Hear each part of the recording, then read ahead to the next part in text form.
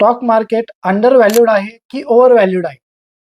सोप्या भाषेत market expensive आहे की चीप आहे हे जाणून घेण्यासाठी मार्केटमध्ये सर्वात जास्ती वाईडली यूज होणारा इंडिकेटर म्हणजे market cap to GDP ratio. हा रेशो वॉरन बफेटने सर्वात जास्त यूज मध्ये आणला होता आणि त्याच्यामुळे याला बफेट इंडिकेटर असं सुद्धा म्हणतात. वॉरन बफेट म्हणतात की जेव्हा पण मार्केट कॅप टू जीडीपी हा 1 पेक्षा खाली असतो आणि मोस्ट प्रोबेबली 0.5 असतो, त्यावेळेस मार्केट चीप आहे किंवा अंडर व्हॅल्यूड आहे असं आपण म्हणू शकतो. आणि ज्या वेळेस मार्केट कॅप टू जीडीपी हा जो रेशो आहे हा 1.5 किंवा त्यापेक्षा जास्ती असतो, त्यावेळेस मार्केट एक्सपेन्सिव्ह आहे असे आपण मानू शकतो.